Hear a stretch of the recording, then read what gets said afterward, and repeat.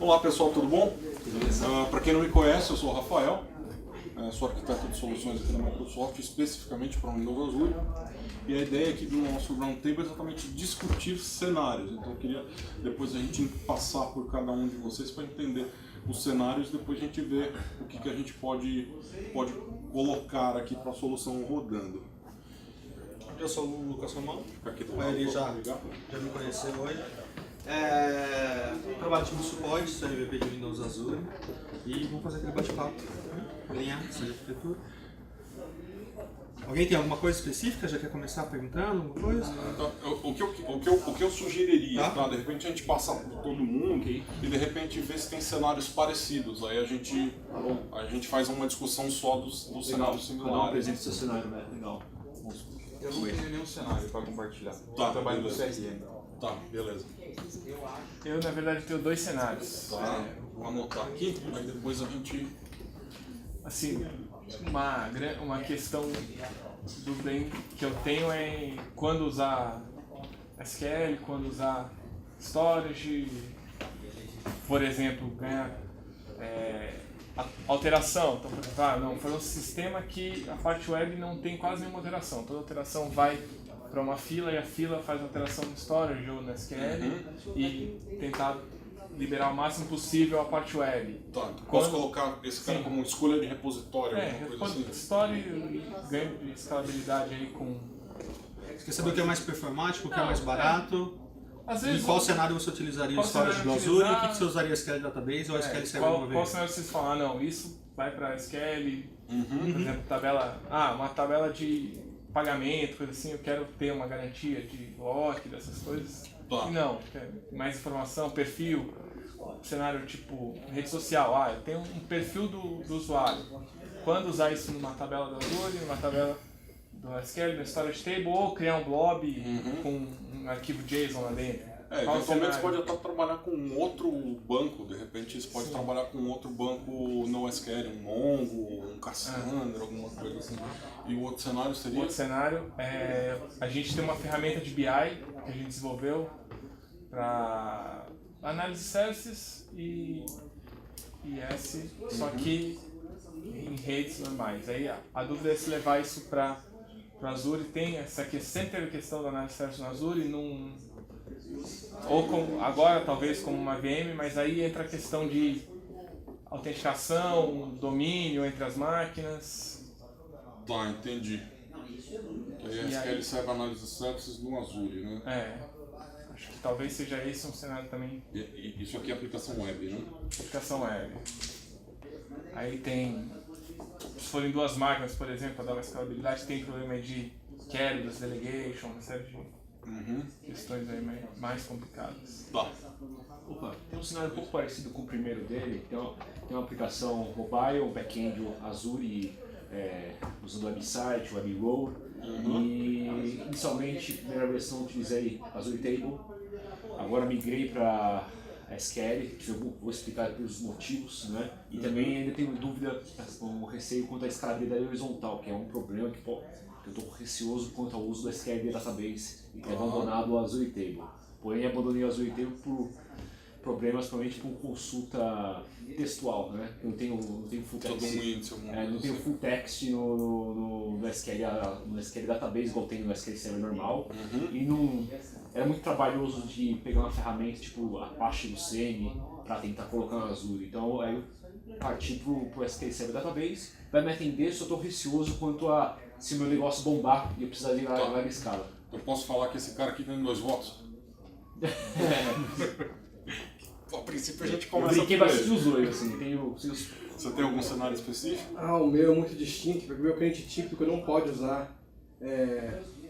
O meu cliente típico só pode usar VM hoje. Tá. O que eu almejo no futuro seria diretamente um SaaS. E o PaaS eu não tenho uma data, não estou almejando ainda. Tá. Vou achar interessante acompanhar o que você vai explicar para eles. Tá. Digamos que você pode preocupar com eles e perguntar. Mas o teu cenário hoje, você tem aplicações desktop? As aplicações são desktop e a maioria dos clientes não pode depender de internet. E quando eu vou fazer uma migração, assim, eu vou deixar os servidores como secundário, os clientes menores que não tem opção de ter que se arriscar, pode até ser primário, mas eu estou pensando em fazer serviços que não servem só para frigorífico com SaaS. Eu não preciso me preocupar muito com isso, só pode falar a explicação deles. Tá? Beleza. E o próximo? O meu, já acho que você já conhece um pouco do que eu estou mas se eu fazendo. puder resumir. Eu estou criando um PAS em cima de Azure, só que voltado para um stack open source, em cima das VMs, basicamente para deployar qualquer coisa que seja open source, Python, Ruby, Erlang, Node, só que nas máquinas com Linux. Ah, ele é do Azure? Isso. Legal. E eu tenho um monte de perguntas relacionadas a coisas que não são essas, mas como lidar com service bus, storage, questões sobre IP, carga de balance e várias outras coisas. Tá. Quiser deixar no final. Eu vou Se classificar aqui preocupa como... com eles, eu fico só Vou classificar aqui como open source meio genérico. Depois a gente... Ele falou que ele não tem um cenário específico. Não? Mas se pensar alguma coisa, fica à vontade. Né? Ah, tá ótimo. É porque eu trabalho com CRM, né? É Dynamic CRM? Exato. Ou não? Tá. Isso. E eu sei que pode ser integrado também com o Azure, certo? Então eu vim mais para conhecer a ferramenta. Entendi. Beleza. Bom, eu acho que do que a gente conversou, o primeiro seria exatamente a parte da escolha de repositório. Em relação a repositório no Azure, eu acho que a gente tem algumas possibilidades. A gente pode ter aí, desde o mais tradicional, vamos dizer assim, que seria um banco relacional, estou pensando num SQL Database, popularmente conhecido como SQL Azure. A gente pode pensar aí na parte do storage, que aí o storage em relação a repositório ele se quebra em... Vou colocar mais um aqui, que seria blob, table. O Blob eu queria aumentar, aqueles Blob, né? Sem ter que... Ele que fez a palestra. Depois Na verdade eu não estou pensando em fila, eu estou pensando em VHD. Que seria um disco de uma máquina persistente, que na verdade isso aqui vai ser um blob, mas é um blob especializado. A gente pode pensar aí também uma VM com SQL. numa VM, num SQL Server, dentro de uma VM IaaS. A gente pode pensar em um NoSQL de terceiro, que aí pode rodar tanto em Worker Role quanto IaaS, dependendo do NoSQL. Por exemplo, o Mongo. O MongoDB é feito pela Tengen, e a Tengen tem um projeto de deploy do Mongo em cima de Worker Role. Então pode ser uma possibilidade também. Eu tenho o MongoLab também com opção de... Você tem o MongoLab, que aí já você está literalmente terceirizando, você não está rodando um componente de terceiro na sua solução, você está comprando esse componente como serviço. Esse Mongo roda, mas roda como plataforma como serviço. Você tem as duas opções, você pode rodar como um IaaS ou como uma Worker Role. Aí você procura no Mongo, no caso do Mongo, você procura o site da Tengen, 10Gen, G-E-N, que é o cara que é a empresa que faz o Mongo, que eles têm um pacote de deploy. Se a gente for pensar aqui, a gente também tem a opção do uso do Federation com o SQL Database. Que o Federation, a ideia do Federation é você ter um banco de dados lógico, grandão, que na verdade você tem vários bancos de dados físicos. Tipo sharding. É um sharding. Aí o grande segredo do sharding é como você vai quebrar essa informação, entendeu? Aí o desafio de fazer o sharding é qual vai ser a sua chave de partição, para saber quando vai num banco, quando vai no outro. O table vai ter algum desafio também de particionamento, mais ou menos nessa mesma linha. Eu estava lembrando de outra coisa. O storage aqui é que se não for informação que muda com muito tempo, você pode usar a parte de CDN para você fazer cache de conteúdo estático. Você pode usar cache, que agora a gente liberou cache em um worker role dedicado. Baixou o preço?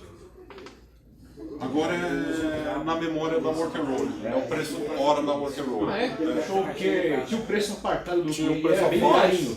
era caro e você tinha limitação de uso, acho que o maior cache era de 4 GB. Agora se você colocar duas worker roles extra large, você vai ter 28 GB de cache, pelo preço da worker role.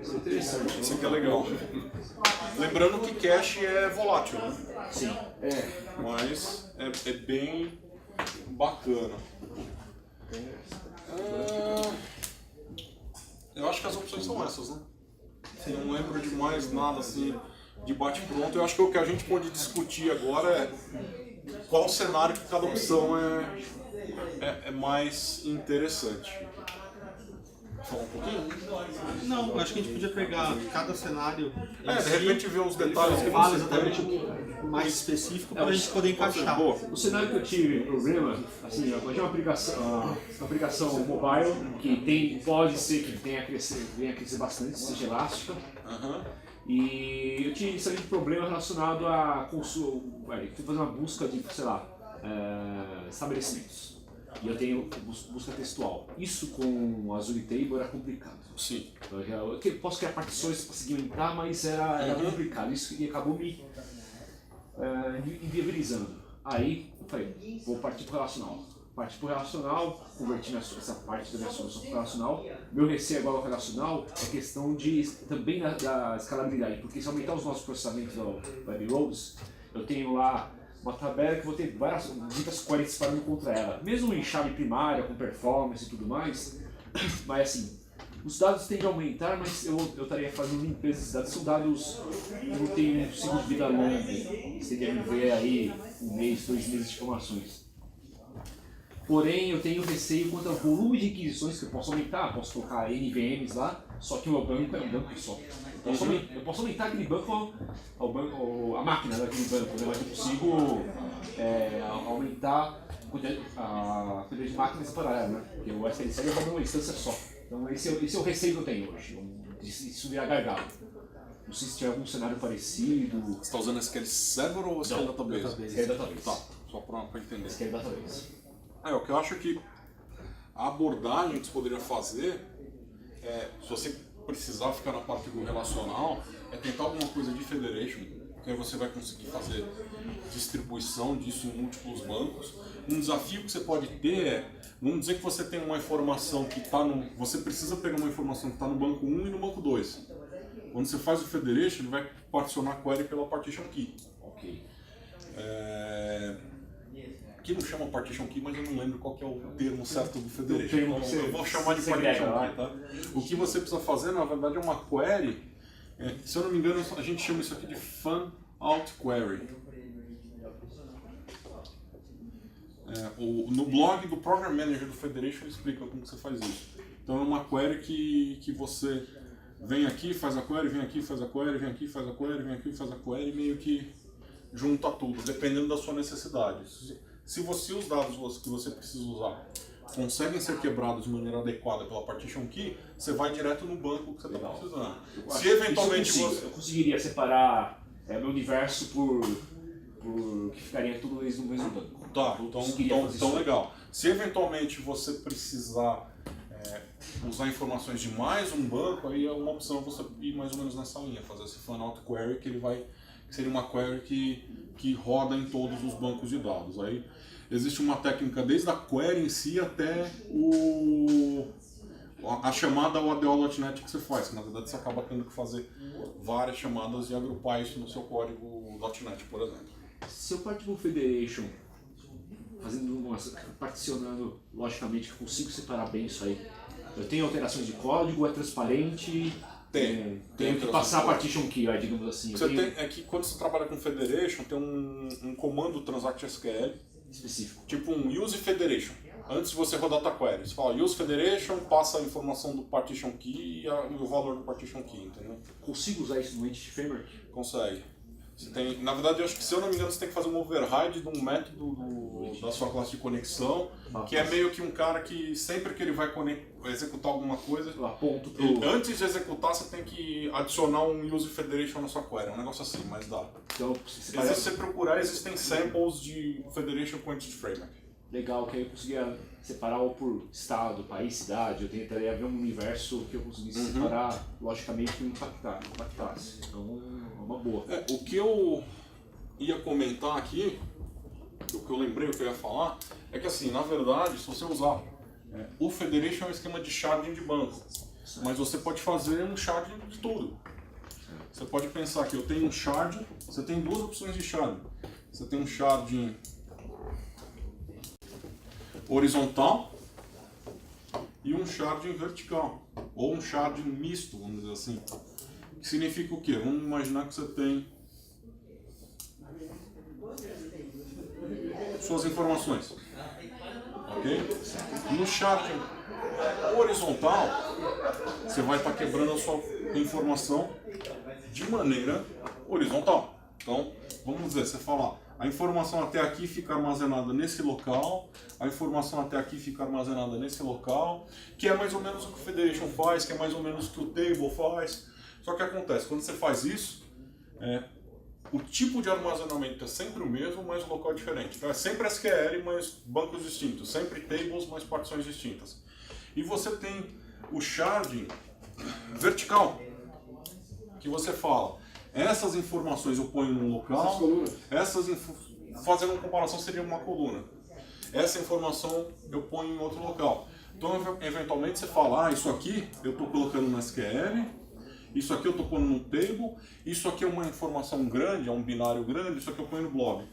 Aí quando você vai recuperar as informações do o seu código precisa ler informações em vários locais para montar um registro. Preciso montar a lógica disso. Sim, mas é uma possibilidade de você conseguir quebrar. E o sharding misto, na verdade, você usa os dois. Pode ser uma solução mista, sei lá, tem uma parte do sistema que armazena no SQL, a Azure Table. Aí você não precisa escolher, não vou usar table, eu vou usar só banco. Você pode falar, para isso eu preciso de banco, mas para isso o outro eu preciso de table.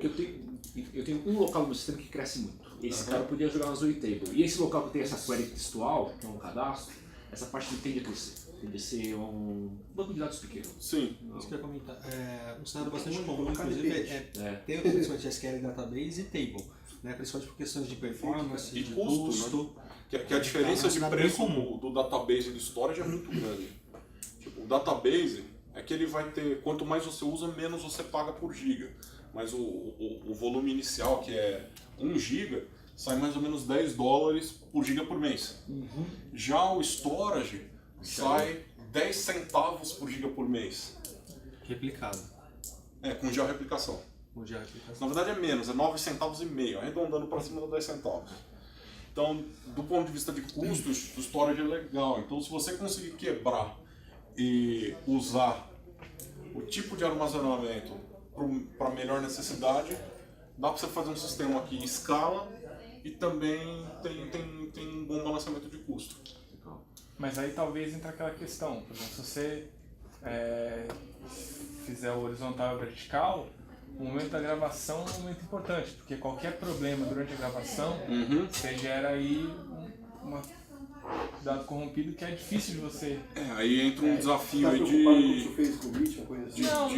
isso daí. Mas assim, você tem um servidor web que já está sobrecarregado, fazendo muitas requisições de leitura. Talvez seja interessante aí tirar essa gravação do servidor web, porque aí você tem a worker role que vai trabalhar aquilo, vai dar o retry. Então você tira essa questão do tempo de gravação que isso é legal, que existe um design pattern, não sei se você já ouviu falar, no CQRS.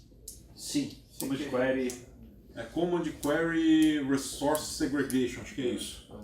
A ideia é command é o que você está alterando no ambiente. Estou fazendo insert, estou fazendo update, estou fazendo delete. Query é o que você está lendo do ambiente. Aí o Resource Segregation é exatamente o que você separa. Você tem praticamente um ambiente que sabe fazer alteração e um ambiente que sabe fazer a leitura. Cada um otimizado por uma coisa. Cada um otimizado e cada um especializado por uma coisa. Então você consegue otimizar seu ambiente nessa linha. Ah, eu tô lendo, estou recebendo muita requisição de leitura. Quem está lendo e o local que está lendo é diferente de quem está gravando e o local que está gravando, entendeu? Então você consegue literalmente quebrar quase seu sistema em dois. Obviamente precisa ter todo um trabalho de arquitetura e desenvolvimento até por trás disso. O que a gente discutiu conseguiu cumprir o seu cenário ou tem mais algum ponto específico que você adicionaria? Eu queria dar um exemplo que até você participou dele, que não sei se você lembra dos casos da Fortes d'Água. Lembro sim. Então, uma das coisas que a gente começou a fazer, assim, tudo O basicamente... Vitor ajudou bastante. O Vitor também ajudou bastante. Parte de monitoramento, até o pessoal da Ray ajudou. Tá. A gente tinha um problema de performance e foi feito 100% para o SQL Database. E estava tendo muito problema de query, muito problema de performance em query com este framework.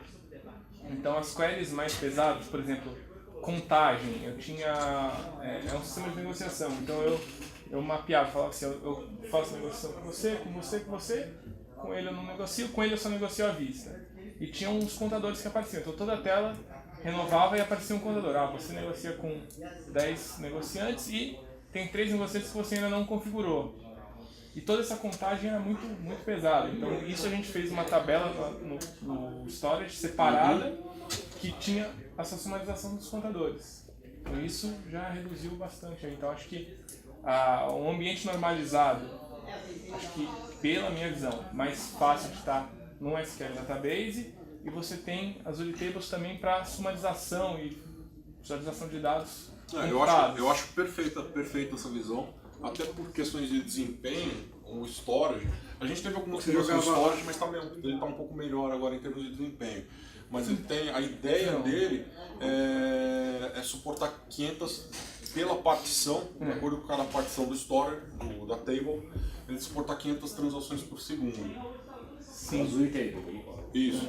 Você jogava no Azure Table, tinha data de validade, né? Depois valia mais. Não necessariamente validade, mas assim, eu tinha um processo. Se era resultado, calculando de outro não podia. Contando e jogando ali. Então sempre tinha um processo que fazia essa contagem. Um para jogar ali, Isso, e o pessoal consultava ali. Isso. Quem consultava não tinha que verificar o momento para ver se é um jornal de ontem, jornal velho, sabe? Não tinha preocupação. isso. Sempre atualizava a última versão. Tava lá, não tinha Tinha um tempo de vida, sabe? Query ou não? Quando tinha alteração, o processo de alteração ia lá e matava o cache dele. Então sempre que matava o cache quando... Que uma alternativa também nesse cenário poderia colocar um cache aqui, entendeu? Poderia também. Mas eu até conversei com... esqueci o nome do que deu a palestra de cache. Acho que foi o Vilazo. Que a base de dados, nesse caso, a tabela do storage é muito pequena. Assim, eu não tenho uma se você não tem perda, tipo, se você não estivesse usando o storage, estivesse indo no banco e você está tendo perda no banco, aí você poderia, vou no banco uma vez e guardo no cache. Tem alteração, gravo no banco e mato o cache. Eu estava até falando com ele, assim, a visão entre a performance do que eu tenho que calcular e do que eu tenho que ler muitas vezes. Eu acho que nesse caso, como é calcular o cálculo e salvar o cálculo, acho que dá mais performance do que esse problema de ler várias vezes, que não me dá tanto problema de performance. Como é que você lidava com transação para um lock? Você bloqueava o registro para manter essa integridade desse contador aí? Na verdade, esse contador não tem uma questão de integridade tão forte. Assim, ele não... Sempre que tinha alguma movimentação no registro, ele ia lá e matava. Então a próxima leitura sempre vinha... O table, se ele estiver dentro da mesma partição, você consegue fazer transação. Tá? Você consegue, mas só se fizer em batch, né? Se fazendo em batch, mas dentro da mesma partição. Aí você adiciona um monte de cara na mesma partição, muda e manda dar um save de tudo, entendeu? Porque nesse cenário que eu tenho aí, do que você recebe, eu tenho uma tabela que eu incremento um contador sempre para gerar essa linha, para gerar gerar um ID. E esse é um local que eu poderia ter bastante concorrência, porque eu poderia ter, sei lá, N requisições ao mesmo tempo, e é uma query muito rápida, mas eu tenho essa query ali. É uma coisa que me preocupa, que é um lock numa linha só que eu tenho esse lock. Aí isso aí poderia enfileirar e poderia segurar o sistema se tivesse muitas requisições no tempo. mas também eu preciso garantir integridade. Aí, Então, acho que garantir integridade é SQL, né? Não tem nada que...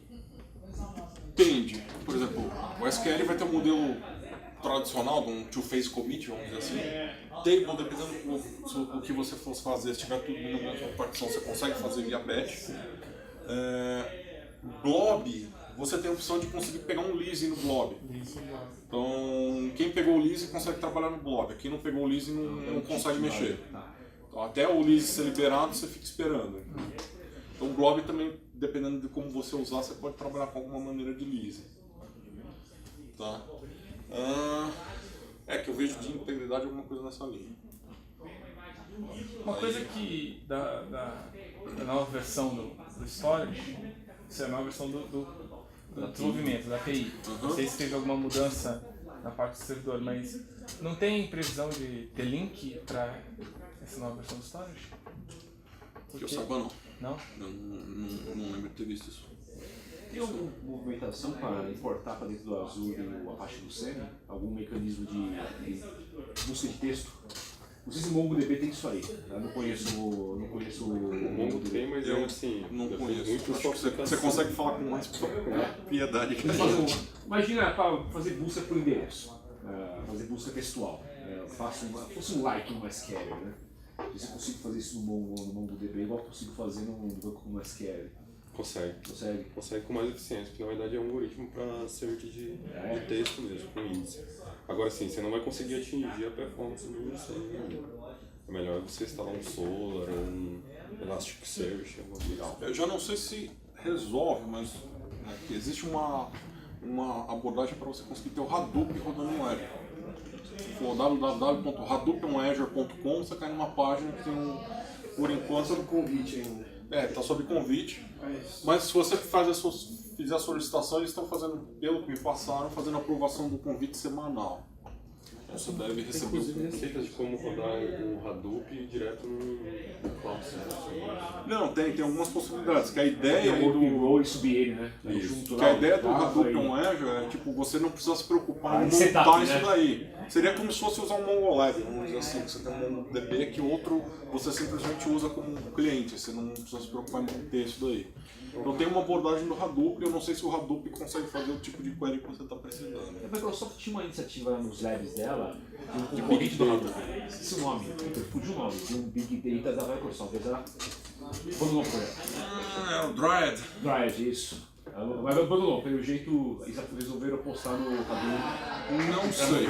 Eu não posso dizer que abandonou, porque eu não vi nada. De repente pode ser que eles tentem lançar alguma coisa mais pra frente, até integrado com o Hadoop, não sei. Agora, a roadmap do Azure teve alguma melhoria? Que eu saiba, que eu lembro. A gente está discutindo alguns cenários aqui. A gente fez um levantamento dos principais cenários de uso de Azure que eles estão tendo. Busca textual. Se vocês tiverem alguma coisa, a gente coloca na lista de discussão aqui. Nosso cenário é bem particular. Na verdade, nossa vontade de trabalhar com a Azure. Vocês trabalham juntos? Nossa vontade de trabalhar com a Azure é mais em relação à economia de hardware. Tem inclusive um serviço para isso, que chama Web Para Solar. levar para nuvem. É muito barato e aguenta uma carga muito grande. Assim, Legal, cara. nossa estrutura é diversos agentes, Esse independente independentes para esse software da corrente. Conversa com uma pilha centralizada, que hoje no Regis, Então, acho que e dali também conversando com a base de dados baseados no ciclo, que elas conseguem conversar hoje através de hardware, através de um desses documentos. A gente já trazer isso um pouco pro Azure, batendo os sistemas de que vale os agentes, né, que interagem entre si, essa pilha controladora desses agentes, e talvez você levar o banco, o próprio sistema dentro do... Tá, mas o seu principal problema, o seu principal objetivo é tentar ter diminuição de custo. Tá, vou anotar aqui. sem esquema. A gente pode conversar. Ele não precisei usar, mas achei interessante a ideia. Cara, tem muita opção, né? Eu costumo dizer quando eu vou conversar com alguém que eu dou mais dúvidas do que respostas. Eu vou abrir o guarda-roupa, né? Mas não- Ah, vim buscar uma camisa. Vai aqui, ó, tem 15. Ih, era só pegar um. Bom, agora a gente tem, acho que a parte de repositório, acho que a gente matou os principais pontos, né? A gente tem aqui 4 outras opções ali, Touch que é V. SQL Server Analysis Services no Azure, sendo acessado por uma aplicação web, aplicação desktop rodando no Azure, bastante coisas open source e a parte de redução de custo. Vocês têm alguma preferência? Escolhe um aí, Romão. Na página do Mongo, aqui no serviço deles, você consegue conectar Pode ser a questão do open source. Que o colega aqui desse programa. Beleza. Eu uso Mongo, uso Redis, uso React. Vocês também estão usando open source, pelo que eu entendi. O Redis e o Cassandra. Que eles usam, vocês usam também algumas coisas, né? De banco, React, Redis e Mongo, no momento. Tá, e o ponto que você queria levantar para discutir com eles, o que seria? Então, na verdade eu queria fazer primeiro uma demonstraçãozinha rápida do negócio rodando. Mas eu não sei se eu vou fazer isso depois para Acho melhor fazer especificamente e depois. Beleza. Aliás, acho que a gente tem uma reunião na semana, não tem? Acho que ele tá conversando Tá, então vamos falar do Analysis Service aí, que é o primeiro que está na lista. A ideia da gente ter a Virtual Machine, É quando eu voltei, o Rogério surgiu para mim. hoje nativo, a parte do banco que a gente tem no SQL Database é banco relacional, não é um banco multidimensional. Então não teria uma funcionalidade equivalente ao Analysis Service. Existe alguma O que a gente tem mais próximo, pensando no foco de BI, seria a parte do Hadoop on Azure. Entendi. Talvez vamos partir para essa parte mais de Hadoop do que o próprio análise service clássico. Eu imagino que sim. Entendi. Mas se você Tem que ser Big Data direto. Exatamente. Do que o Mas se você clássico BI precisa- lá do SQL Server. Exato, mas se você realmente precisa do Analysis Service, que está portando alguma aplicação, VM. já tem alguma coisa pronta, seria alguma coisa na linha de VM. Aí VM eu recomendaria máquinas mais parrudas, uma large ou uma extra large, com um disco. Então aí SQL Server Analysis Services. Aí a gente está falando aqui de máquinas large barra extra large. Com discos de dados, que a gente for pensar na estrutura de VM, o que a gente tem? A gente tem aqui dois discos nativos. A gente tem o disco do sistema operacional, que é o Drive C, e a gente tem um disco temporário. Eu não estudei para que tá lá. Eu fiquei até com medo de usar. Assim, a ideia é que eu jogar lá pode subir qualquer hora, é isso? Nesse temporário, sim. Assim, eu não faço nada, eu vou Não olhar, qualquer olha, hora. subiu. Não qualquer hora. Máquina, de repente, teve algum problema de hardware, etc. A máquina saiu, no teve restart shutdown. ele volta, vai. No restart, esse temporário pode sumir. Esse cara aqui está sendo colocado para page file, etc. Entendeu? O que você precisa coisa que eu posso fazer? perder. Exato. Tá bom. O que você precisa fazer é o seguinte, a gente tem a opção de você adicionar discos na VM, são os data disks. Que esse cara aqui, lembra que quando a gente conversou de storage, eu falei, tem um VHD que também é blob e tudo. Então esse data disk vai ser um VHD salvo na estrutura de storage, salvo no blob, então ele vai ser persistente. O que eu recomendaria é o seguinte, se você precisar de desempenho, eu não lembro se o Analysis Service é um negócio que precisa de muito I/O, ou você precisa de mais memória. Precisa de bastante memória. Aí a questão também de ver se a memória que a Extra Large te dá pode ser suficiente. A Extra Large ele vai te dar aqui 14 GB de RAM. Dá. Não dá para dividir em várias VMs. Não. Uma só e pronto. A divisão depende do teu código e o Analysis Services não é um cara que é quer horizontal, dividir. você não consegue escalar. Só uma Exato. instância para trabalhar. Exatamente. Não, mas isso aí, assim, não é um problema tão grande no caso do nosso produto BI, porque a gente poderia ter vários servidores de análise. Para cada Um para cada cliente. Você divide o cubo, segmenta o cubo. Não, um cubo inteiro numa máquina, mas eu posso ter vários data services de diferentes máquinas, diferentes database. Mais pra frente, já foi anunciado no Blob do Azure, a gente deve ter máquinas com mais memória, tá? Então a gente deve ter... Já foi anunciado, tem até no blog a configuração das máquinas que vão ter. Até 64 GB. Eu não lembro de É a cabeça. Mini Compute. Mas vão ser escalas novas ou vão aumentar as escalas atuais? São mais 2 sabores. Vai ser uma extra large, 2 extra large com mais É memória. um XXL. As atuais vão continuar existindo, vai ter extra large maiores aí, vamos dizer assim. 2X.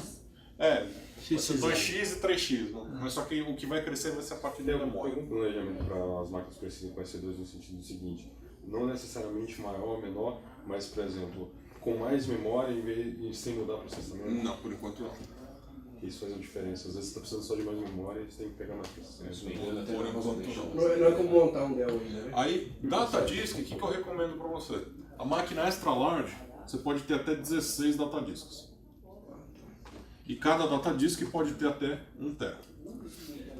Você poderia colocar 16 tera de dados aí. E quando você montar isso daí, na verdade lembrar que dentro do sistema operacional você tem disco e você tem volume. Que esse aqui é a letra, tipo D2 pontos, vou colocar um E aqui, para não confundir com esse. E2 pontos. E um volume pode ter mais de um disco. Então você tem disco 1, você tem disco 2, você tem disco 3 e por aí vai. Aí você pode juntar todos esses caras num strip set, que seria um RAID 0, e monta um drive de até 16 teras dentro de uma máquina extra large. Então você precisa de bastante espaço de armazenamento ou precisa de muito I/O, você pode fazer um RAID 0 com vários datadiscos, que aí ele vai distribuir em vários arquivos no seu blob, entendeu? Tá, e do mesmo jeito que um RAID, se tiver algum problema com um, eu posso mandar ele replicar a partir dos outros. O RAID 0 ele não tem redundância. Mas RAID 5, Consegue. não, Windows 7, vontade. Dá pra fazer o RAID 5 aí? Dá. O que você tem que lembrar é que o RAID 1 é mirror e o 5 é strip set com paridade. Tem 3 discos, não faz paridade. A questão é, isso aqui já está no blob. O blob já é replicado 3 vezes e tem mais redundância geográfica. Então não sei se você precisa. É verdade, bobeira. Tem que Já tenho redundância E no caso do BI tem uma janela de tempo de processamento e depois daquilo ele fica basicamente leitura. Aí Então, você processa, de repente faz um backup. mas além dessa preocupação, tem a preocupação dos usuários da rede. E aí, acho que é a grande questão. Você vai ter um AD, né? Porque o análise service só aceita a credencial de AD. Tá. No caso, se eu estiver falando de Windows, no caso se eu estiver com Basic Authentication ou Foundry Authentication no servidor web, tudo bem, ele vai passar a credencial de uma máquina para outra, até aí é relativamente simples. Se eu estiver usando o Windows Integrator, aí eu tenho o problema ainda do Kerberos, que eu tenho que fazer passar 2 vezes, porque eu passei uma vez para o servidor web e tenho que passar de novo, e aí eu precisaria liberar a máquina do servidor web para delegation. Esse AD é um AD local? Ou Se pode você ser um AD falar lá? que pode ser um AD lá, eu teria que criar um AD dentro da VM, a VM Você seria... pode subir uma VM com Active Directory. Mas aí, normal, assim, Normal. Não precisaria ter um... Quanto tempo a gente tem? 15. Eu queria mentir que era mais, mas... 2 horas. Aí você pode subir um AD, uma outra VM com AD, colocar no mesmo Cloud Service para assim chegar na rede. E aí você pode trabalhar com autenticação de AD lá dentro. Se você precisar ter alguma coisa dentro de casa, de repente você pode ter uma Virtual Network e replicar com um AD Local. dentro do teu cliente. Então não precisa usar o AD do Azure ali. Não, você pode usar um AD do Windows Server dentro de uma VM. Serve usar o do Azure ou o do Azure não serve para esse caso? Eu acho que nesse caso não. Tá. Porque aí muito mais por causa do análise service. Sim. Que ele fala Então, com o AD tradicional. não sei se ele teria, se para o Windows ficaria Dá pra transparente. sincronizar, você lembra? O AD do Azure com o AD local? Não? Não. Tá. Hoje o foco não é esse. Tá, beleza. Eu confesso que essa Queria parte não foi aproveitar um gancho do HD aí. Só você não replica. Eu não sei se eu entendi bem, eu não dormi de ontem para hoje, desculpa. Eu também. Mas você arrumou um jeito de aumentar o drive C, agregando um VHD e vai ficar maior? Tem jeito de fazer isso? Na verdade, isso aqui. A curto prazo eu estou preocupado em aumentar o drive C. Isso aqui não deve ser. Não, Rafa. O cenário dele é, ele tem um VHD que ele montou local. ocupou. Tá. Só que agora ele quer instalar, está instalando Eu quero algumas aumentar a ferramentas, instalação, algumas ferramentas Express, Um outro vai ver, né? e ele quer só aumentar o tamanho do save. Eu tô pensando assim, não basta só resolver um problema a curto prazo, eu quero aprender como fazer da próxima vez, certo? É igual o cliente está no PPT hoje. Não é só pensar nessa situação, com preguiça. Ele montou um VHD. É que eu preciso replicar várias vezes, E né? ele só quer aumentar porque está instalando tipo Visual Studio Express, Kelly Express e tal, e o tamanho do VHD que ele subiu não é o suficiente para instalar o que Olha, ele quer. acho que lá, não, ele teria que aumentar aqui e fazer subir de novo. É isso que ele não. Eu não Eu fico conheço imaginando o meu isso cliente que peça pra fazer isso correndo, e eu falo que vai ter que demorar umas horas pra baixar e subir. É que eu tô testando pra poder indicar pros clientes. Uhum. Como é que eu vou explicar pra eles pra poder aumentar? Porque eles conhecem que lá no Hyper-V é aumento em minutos o tamanho do VHD. E se eu for usar a VM do Azure vai demorar horas, porque eu tenho que baixar e subir de novo. Então, hoje não pensando no futuro, eu acho que isso tinha que melhorar. Hoje, pelo menos nessa primeira versão, no futuro eu imagino que eles estão trabalhando para melhorar essa parte de gerenciamento das máquinas Aquela ferramenta de gerenciamento de hoje, Hyper-V, aquela que a gente tem lá no Windows 8 Pro, podia ter um acesso às nossas máquinas virtuais. hoje existe isso através As do minhas System máquinas- Center. Você pegar o System Center Acredito. Virtual Machine Management, ele faz isso, mas a parte de aumentar o tamanho do VHD... Mas VHD é meu, né? Vou pagar pelo espaço extra, podia Aumentar o mandar tamanho do ali. VHD eu não vi nada. Não dá Nem pra- do VHD de data disks, nem do VHD do sistema operacional. Não dá pra Virou, subir não tá, uma nem VM, já subir a VM com vários VHDs? Subir a VM com vários VHDs? Pelo portal não, pela API ou pelo PowerShell sim. Quando você cria uma configuração de VM, você pode atachar já meio que pré-atachar a Você configuração não do pode VHD e arrepender o mandar tamanho. ligar. Se você marcou que eu acho que 40 GB vai dar, e você precisa de 50, se ferrou. Você pode colocar maior. O que acontece no Azure, Isso é interessante. por exemplo, eu coloquei, estou falando do data disk, tá? Certo. No Azure eu tenho um data disk de 1 TB, mas eu estou usando 1 GB. Eu pago 1 GB, não pago 1 TB. Eu pago o que eu estou salvando. Aí resolve. Você Eu vou essa pode- máquina mais de novo fazendo isso aí. Você pode já deixar um cara alocado. Então eu não pago grandão. pelo que eu marquei no VHD. Você paga pelo Eu que sei tá esse que alguém tá salvando. usando. É, Aí então pode jogar tudo no tela e pronto. pode. Então você pode deixar um HD já, Não, isso resolve. já Não. mais no caso espaço do que você originalmente precisa. Entendeu? Eu não estava achando prático.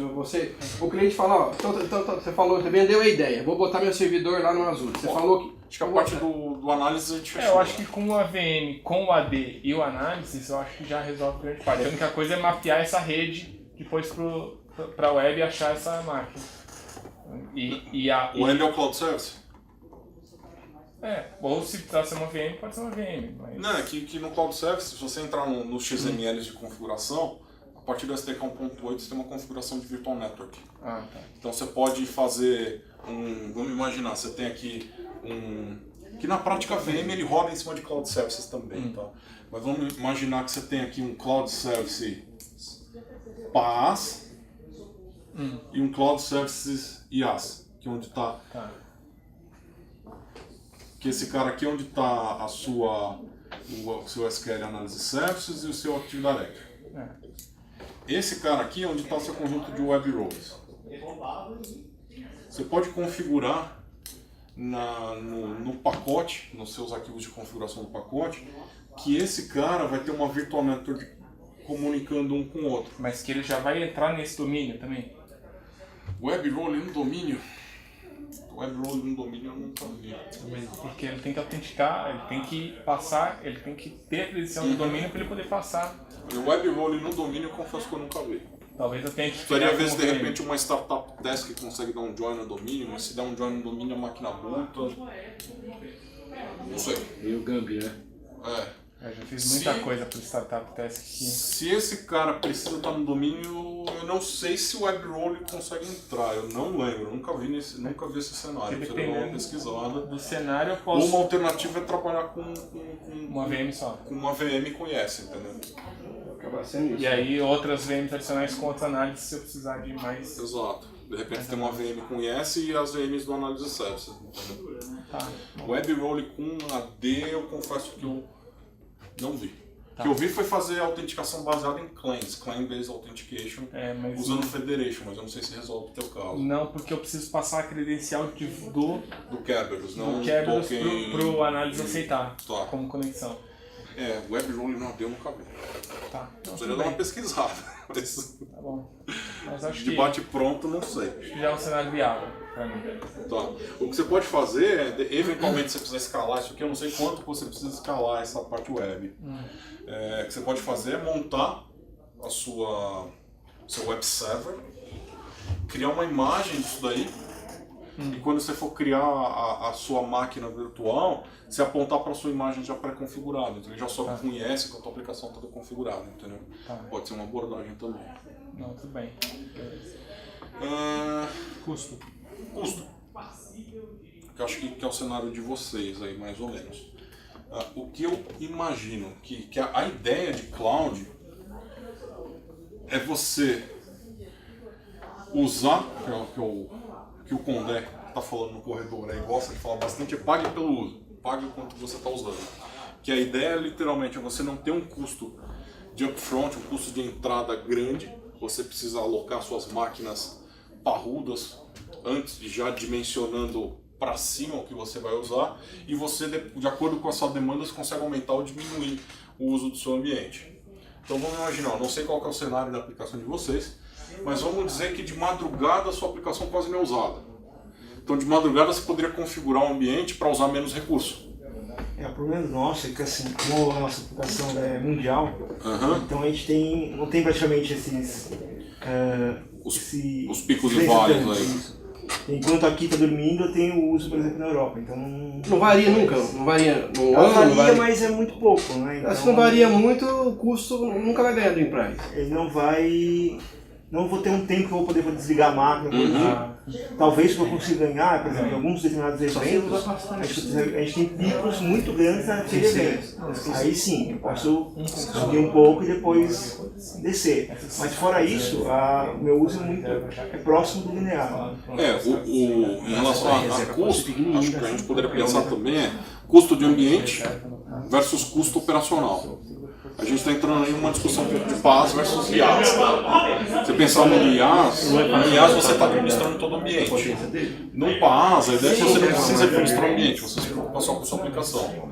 Se você usar PaaS, pode ser que, do ponto de vista de uso de recursos, você não tenha uma economia, mas do ponto de vista de redução de custo operacional, você consiga diminuir. E tem uma outra abordagem que aí já não está relacionada a custo, mas acho que está relacionada com o cenário de vocês, como vocês têm uma aplicação global. A gente tem data centers espalhados pelo mundo. Então, de repente, você pode ter uma cópia da tua aplicação nos Estados Unidos, uma cópia na Europa, uma cópia na Ásia, e redirecionar os seus usuários para essas cópias específicas. Eu tenho, por exemplo, um problema, eu tenho uma peça do meu software, ela só roda em máquinas que possuem placa de vídeo pesadas, com CUDA e tudo mais.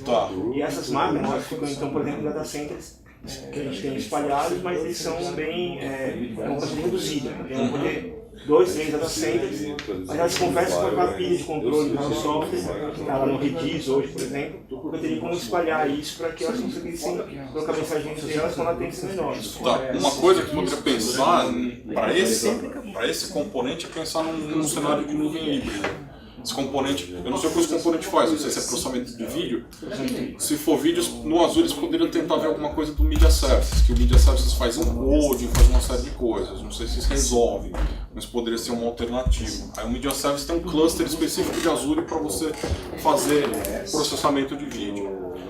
Se não for possível, uma alternativa é pensar num cenário de cloud híbrida entre o mundo Azure e esse componente de processamento de placa de vídeo que você tem. Aí para a parte de cloud híbrida, conexão entre elas, a gente tem uma série de possibilidades. A gente tem um componente chamado Service Bus, que permite conexão entre aplicações. Você, inclusive, eu fiquei com uma dúvida que ninguém conseguiu esclarecer em relação ao seguinte. Hoje eu tenho o Redis justamente para fazer um serviço que o Service Bus praticamente faz.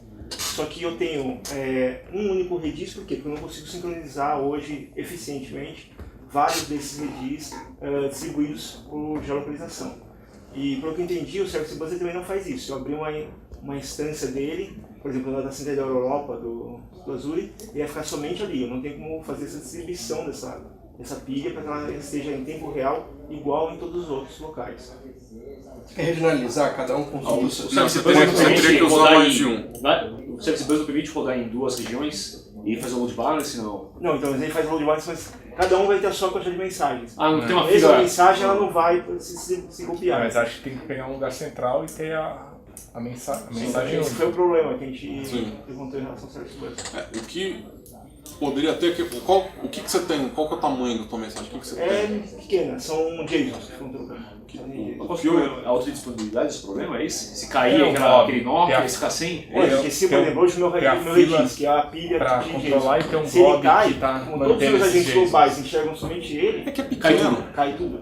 Se fosse um vídeo que ele tá pegando alguma coisa, a sugestão que eu ia dar é exatamente, põe o vídeo no blob e coloca, aí você põe no blob mais próximo Isso. e usa uma fila centralizada para fazer a Não, troca. é Mas tudo se coisa for usando pequena com pequeno, curta duração, a Ok. vida. A vida dele é curta, né? Sim. É porque, na verdade, ele é realmente um controlador de processo. Então, na hora que é jogado dentro dessa pilha, esses processos que estão Você queria espalhados pelo disponível. mundo, Você não vai pode lá, fazer lê, alguma vai coisa lá e tira aquele daquele que lugar. joga para vários? Então, exatamente. O problema é que eu tenho que ter um ponto onde todos eles possam acessar. Por exemplo, se eu tiver um problema com o meu data center na Europa, outro data center nos Estados Unidos, por exemplo, vai continuar ativando. Vai A continuar gente tem pegando uma, essas você chegou a mensagens. ver o Traffic Manager? Sim, a gente conversou. Ele agora. não é para Service Bus, mas ele é para parte de Então, serviço. mas pelo que a gente conversou com Pelo Lázaro. Foi Vilosa? Lázaro. ele falou que também ele vai conseguir direcionar para o local mais próximo, mas a fila vai ser independente. Não vai, o Service Bus não vai ter o conteúdo igual em todos os locais. O que você poderia fazer nesse caso é, você usou o Traffic Manager, ao invés de você colocar na fila, você poderia passar para um serviço que está no Traffic Manager e esse serviço usa uma fila específica, entendeu? Mas a questão é, as filas vão ser independentes, elas não vão estar sincronizadas. Tipo, uma abordagem. De repente vale a pena a gente depois marcar um dia e discutir um pouco mais a fundo o seu cenário para entender. Eu estou entendendo, são vários pedacinhos complicados. Exatamente. E assim, a nossa objetivo maior está de usar, porque nós somos o Spark também, então a gente tenta trazer o máximo da estrutura para dentro da Azure. Não, legal, que depois eu queria entender um pouco o detalhe que, tipo, Acho que tem solução. continuando na linha de conexão da nuvem híbrida, e tem o Service Bus que permite conexão entre aplicações. Sim. A gente tem o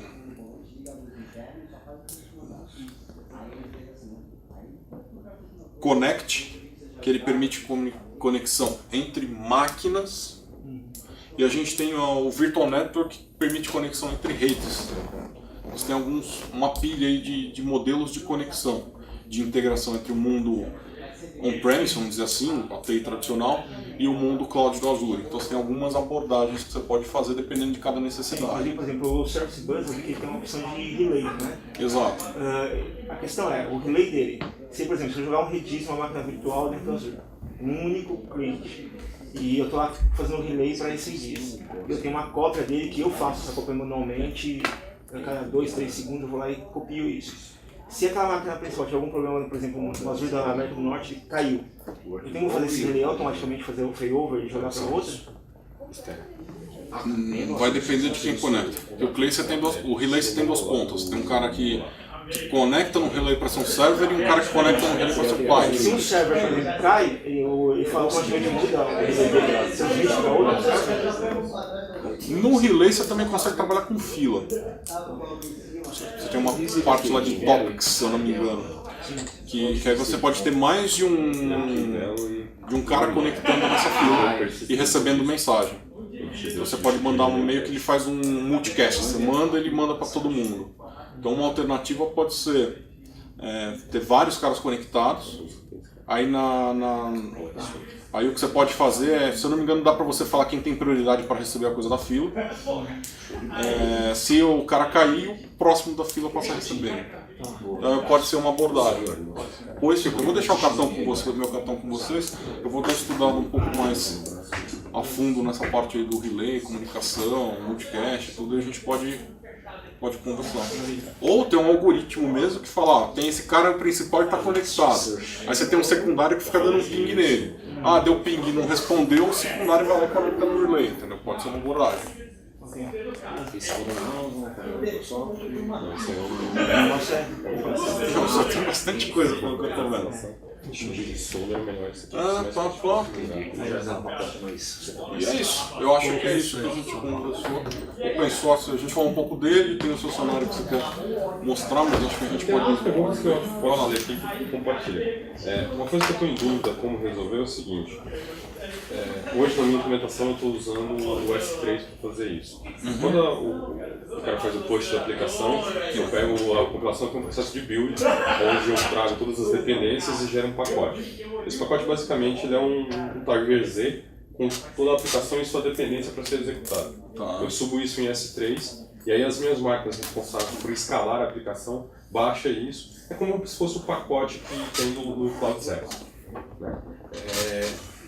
Eu uso o storage para fazer isso. A grande questão é que assim, quando o cara faz um push, eu tenho que baixar esse cara de volta, baixar o código fonte dele, né, fazer um sync pelo Git, atualizar as dependências, fechar isso de novo e mandar. Toda hora eu vou ter que ficar baixando isso em máquinas, abrindo e executando. A melhor opção seria se eu tivesse um esquema, sei lá, um disco que eu pudesse montar em todas as máquinas, mas não acredito que seja a opção que eu tenho. Build? Você precisa para as dependências de dar o push, é isso? Na verdade é mais a questão de onde eu coloco no jargão da aplicação minha seed, né? Do que seria mais ou menos no caso deles. Você está com dificuldade de identificar quando fazer isso ou não? Como usar melhor o recurso para poder isso ser rápido. Porque se eu coloco um TarGZ, isso pode atingir 200 MB, por exemplo. Se eu coloco isso num storage, de vez em quando eu preciso baixar isso, atualizar e subir os 200 MB de novo, pode ser meio grande fazer isso toda hora criando um blob. Não, mas isso é dentro da arquitetura do dentro do próprio data center. Tá, é lá dentro. Mesmo assim, você está preocupado com o tempo. Não é tanta coisa lá pra dentro, né? Subir 200 MB de um blob é grande. Dentro do data center a gente está falando de rede gigabit. Então não sei se, Mas é a conta aí. se teria tanto impacto. Talvez o tamanho de máquina, porque o tamanho de máquina, se banda for um problema. Porque quanto maior a máquina, mais a banda de network ela vai ter. Certo. Se eu pegar uma máquina Isso é small, importante porque Controlado o tamanho da banda também é... pela a NIC. Tá dedinho. Ou imaginar, você tem uma... A máquina física tem uma placa de 1 gigabit, por exemplo. Ele vai quebrar bandas de E põe cotas na banda também. por core. Tipo, a máquina que tem 8 cores vai ter 100% da banda. Exato. Tá. Então se banda for um problema para você subir pro blob, você precisaria ter uma máquina grande, uma máquina... então isso vai ser um problema porque você Mas dentro do data center... Mas eu acho que usando assim, a máquina para rodar quebrando as aplicações em vários blocos, Pode ser também. ele ganha aí Foi bem lembrado que quando você trabalha com blob, você não precisa mandar tudo e receber tudo. Você consegue trabalhar com... Eu até anotei. Eu esqueci o nome. Tem o page, mas tem o block também. O block, isso, block. Você consegue subir blocos do seu arquivo, você não precisa mandar o arquivo de uma vez. Aí você sobe os blocos e depois manda ele juntar. O Vitor tem um programa o Vitor fez um cara legal. Utility. Ele quebra um arquivo em blocos, acho que é de 1 MB, e sobe no paralelo. Não sei se usando assim que é o H do... Eu acho que Nós não, temos fechado para fazer isso. Tanto é que a gente está escrevendo uma outra liga, uma liga de Ruby para lidar com o storage, e aí a gente também tem essa parte ali tranquilo. A minha pergunta mais era assim, subir 200 MB, baixar isso toda hora pode ser inviável dentro do storage. Não, eu acho que não deve ter problema. Se você quiser, se você quiser, você poderia até... Eu me lembro do cenário de vocês estão trabalhando com Virtual Machine. Isso. Virtual Machine você pode montar os discos, que na prática o disco está no blob.